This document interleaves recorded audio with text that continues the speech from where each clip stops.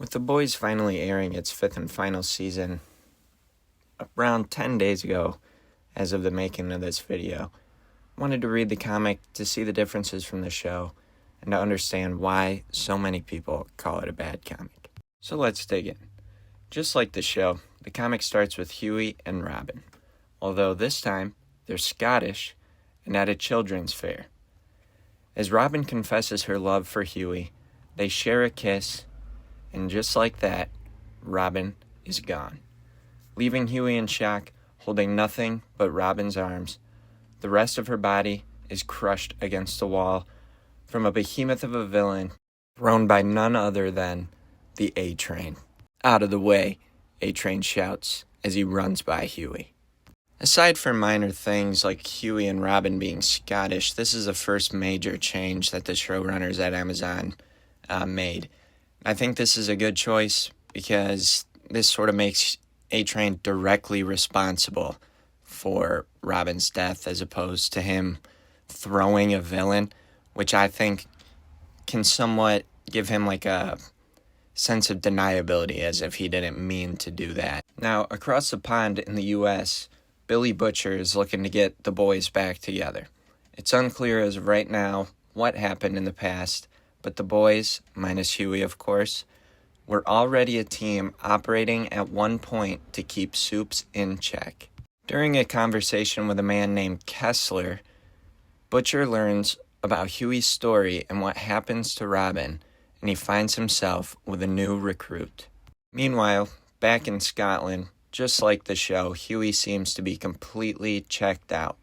The death of Robin has left him a broken and angry man.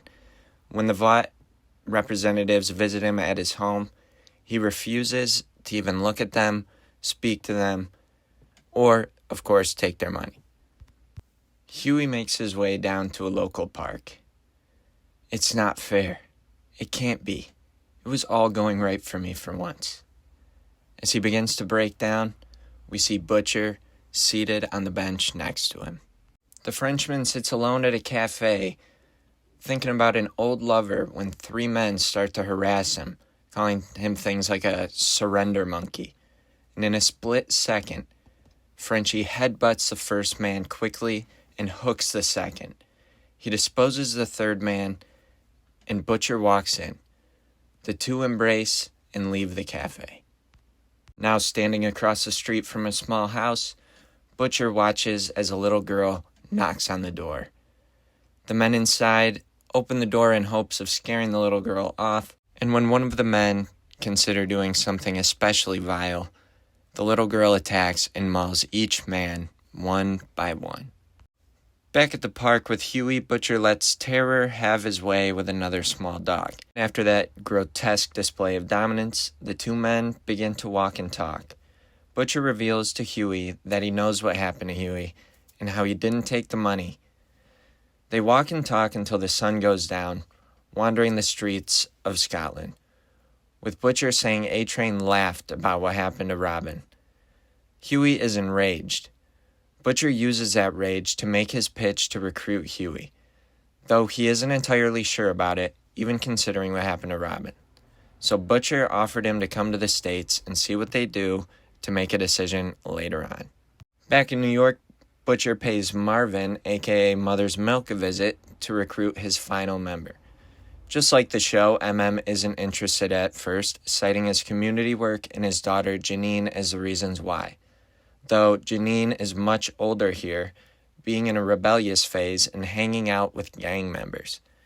Butcher follows Janine to try and talk some sense in her, and not knowing who Butcher is, one of the gang members flash a pistol at him, which he crushes with his bare hands.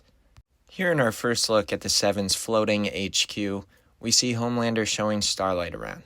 He seems very friendly at first until they get to the conference room, where once again a familiar scene occurs, just with different characters this time. Homelander, A-Train, and Black Noir all assault Starlight, showing us our first glimpse of the true colors of the mightiest heroes.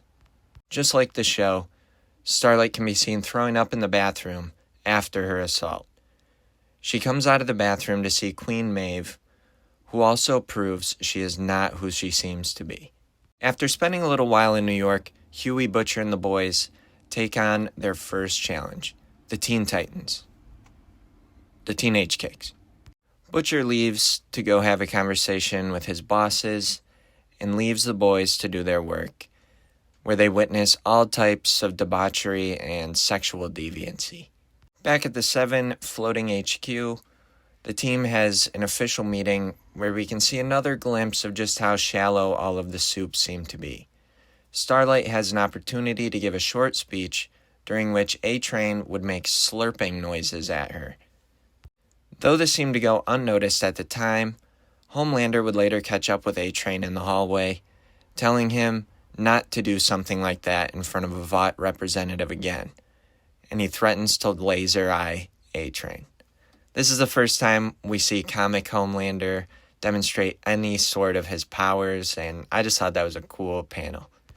Butcher, after securing Compound V from his bosses, decides to head back to the boys and see what they found. As Huey is distracted, giving Butcher a report on all of the blackmail material they've gathered, Butcher sticks Huey with a needle. Butcher tells Huey that it's Compound V inside the syringe and that he needs this in order to keep up with the soups, as it will grant him strength, heightened speed, things like that. Huey is obviously pissed off. He feels violated. Butcher didn't ask him for permission, so Huey storms back to his nasty hotel rooms to go and pack his things to head back to Scotland. After spending the night, Huey needs to get that dirty hotel room stench off of him, so he takes a walk down to Central Park to sit and think about whether this is what he really wants, where he runs into who we know as Starlight, though she introduces herself to Huey as just Annie. Here they'll both vaguely talk about how they have problems at work, though neither of them really know just what they're talking about. After his conversation with Starlight, Huey decides to return to the boys, who are listening in on the teenage kicks through bugs they have planted throughout their base. Huey and Butcher decide to go out for some burgers to discuss their partnership, where Huey lays down some ground rules, and during their lunch, Butcher gets a call. The hero, Shout Out, was the one who was taking the fall for all of the blackmail material that the boys had on the teenage kicks. Back at the 7 HQ, we can see the news is on, and Shout Out, the superhero from the Teenage Kicks, is now coming out as gay. I think this is interesting because out of all the blackmail material that they had, Shout Out being gay seems like obviously the least harmless thing to happen. I mean, one of the heroes, if you can call him that, Blarney Cock, was stealing drugs from a Make-A-Wish Foundation. So I think that, pretty cut and dry there, but the soups are shallow, so. Homelander seems relatively indifferent about what happened to Teenage Kicks, though he senses Butcher may be behind this, and that worries him. Kind of makes you wonder exactly what Butcher did to Homelander and all the rest of the soups in the past that we don't quite know about. As the boys are getting into their van, it seems apparent that they may have a mole within their group. The Teenage Kicks meet them in the middle of the street with their leader, Big Game, throwing tons of threats towards Butcher's way. Butcher seems pretty unfazed by this. In fact, he actually finds it pretty funny, and then he headbutts the leader, Big Game, square in the face. The boys make quick work of the Teenage Kicks, except for Huey, who has Blarney Cock's hands wrapped around his face, ready to gouge his eyes out.